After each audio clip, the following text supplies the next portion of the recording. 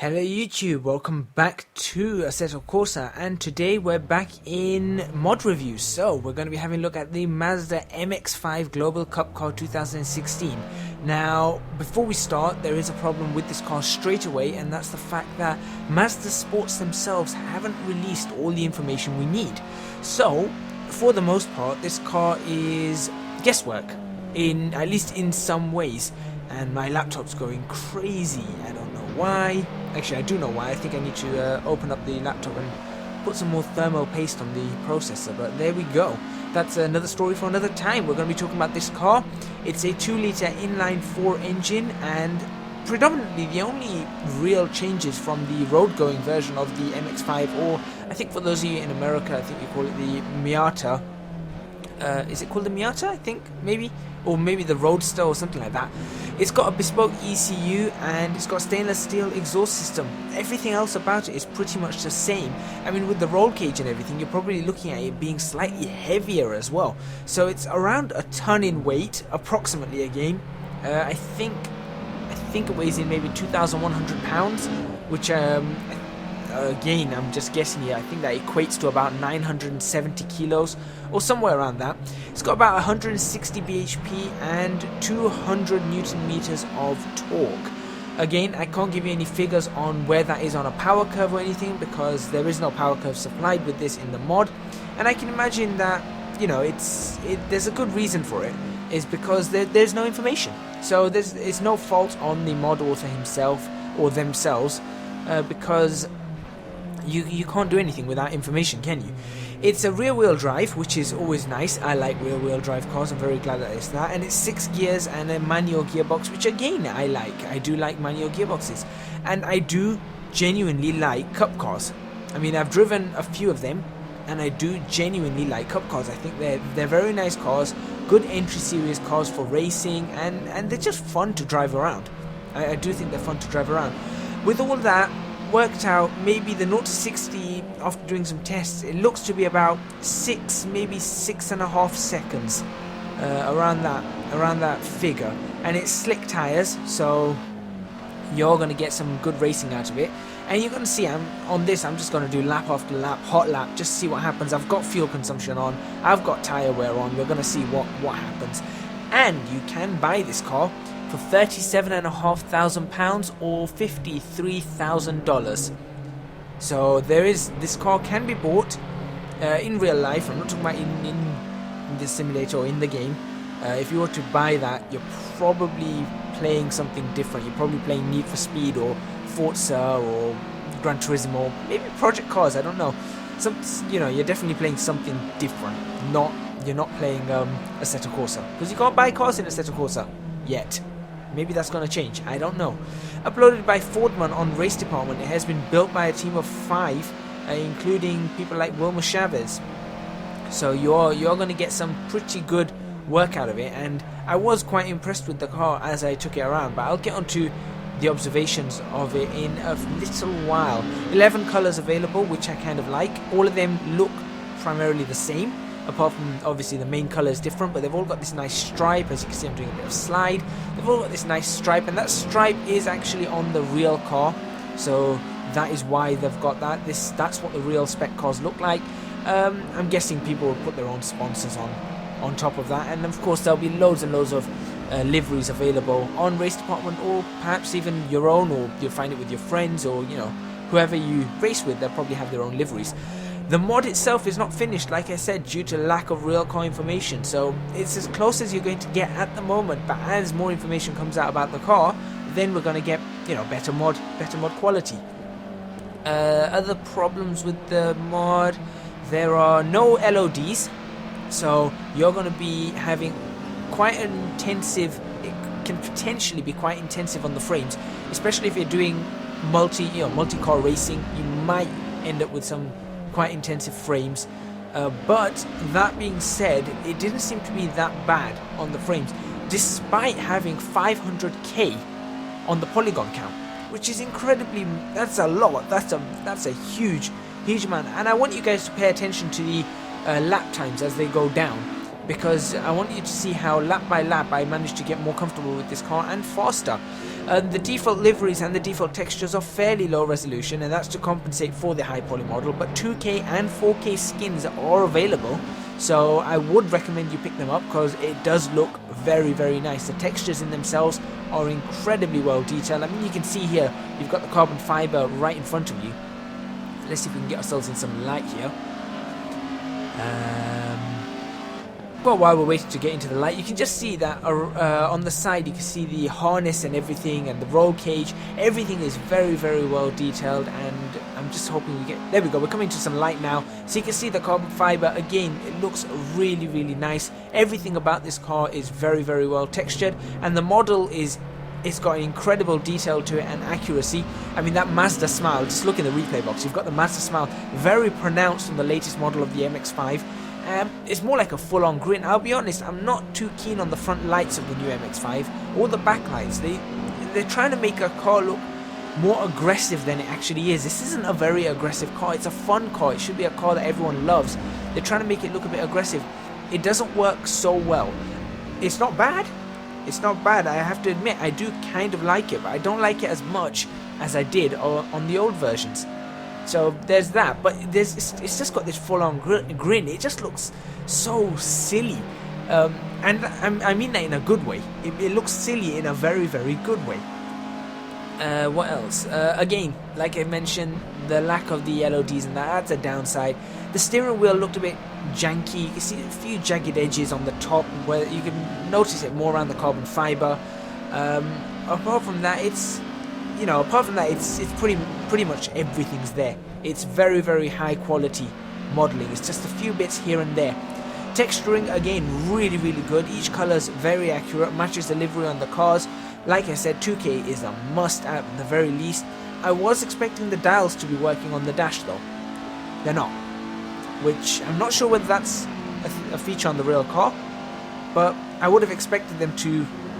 Yeah, I would have expected them to work, because I know you've got the little LCD display, which is fine. You know, these cars have the LCD display, but I would have thought that they would have the dash working. I suppose to save weight, they'd be taking that out and any electronics associated with it. But you don't know.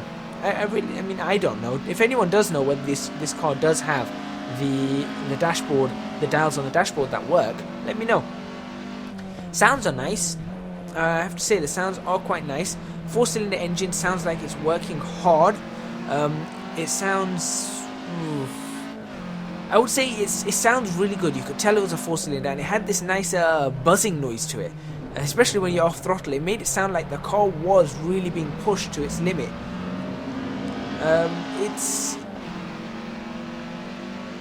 I'm just trying to describe these sounds. Basically, I think the best way to describe it is it sounds like a road car that has had a kitted up exhaust, and it's got some kit somewhere around the car. You know, some exhaust kit, maybe a new catalytic converter. It sounds like that kind of thing, and maybe a new intake manifold. It's just got those sounds to it, and it sounds like the exhaust is where most of the noise is coming from. The rest of the car sounds predominantly exactly as you would expect a normal road car to sound when you put your foot down and you're pushing the car right to the high revs. That's how you would expect a 4-cylinder to sound. My 4-cylinder car sounds exactly like this when you're pushing it really, really high, apart from that exhaust noise. You know, you've got that buzzing, you know the car's being pushed, which I think is quite good. If it didn't sound like that, I think I'd be a little bit worried, because I'd say, well, hang on, it doesn't sound like the car's actually doing anything that it's supposed to be doing. It is on a V5 tyre model, I believe, so that definitely needs updating, and because of it, the car feels a lot more slippery than it should have done. And more understeer as well, because I couldn't get the grip on the tarmac from these V5 tyres, especially with all the updates they've done. You've got V6 and V7. I think V6 is a minimum at the very least now. The brakes are really solid. I have to say the best part about this car were the brakes. When you hit those brakes, you knew the car was going to stop. But like I said, even though you could rely on them, and driving wise the car felt solid, the physics felt good, the suspension itself reacted as you would expect from a cup racer. You know, it's a stiffened suspension, but you still had that little bit of bounce, especially when you'd go over. Well, let's see, you're going to see it. There you go. You can see a bit of bouncing there, but it still felt like the suspension was was quite stiff, it wasn't soft, you weren't bottoming out or anything like that, so that was really, really well done. Everything you would expect from a cup racer. Aerodynamically, it felt pretty okay as well. You know, these cars don't produce too much downforce anyway. I mean, you can tell that there isn't much of a downforce reason on this car. It's not even that fast, so you don't really need the downforce at those, or for most of the actual racing. It is primarily down to the mechanical grip of the car. So that's going to be the tires, how well the suspension's modelled, and the actual bodywork. You know, the chassis, and how well that's all modelled. It really doesn't have to do that much on aerodynamics. But bringing it back to the tires, because of the tires, it feels like it's got more power than it actually does.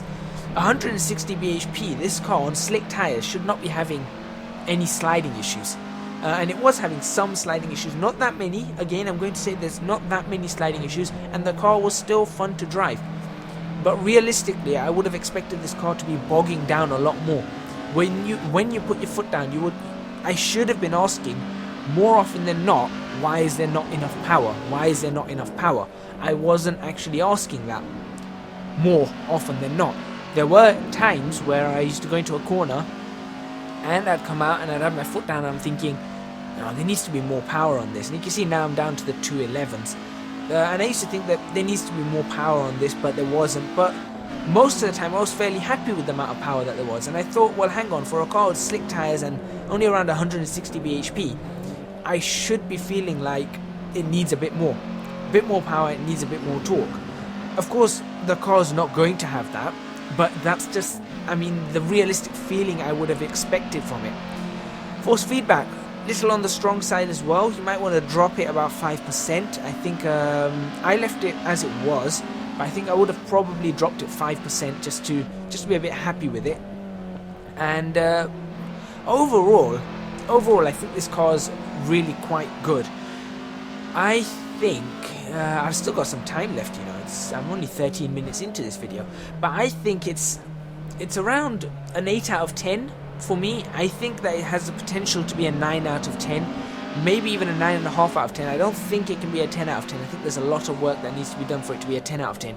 But it's not much work to be done to actually make it, I think, a 9 out of 10. But at the moment, it's an 8 out of 10. It's a fun car to drive, and I think it would be a great car for online racing, especially spec racing. I think it would be great to have for proper spec racing championships.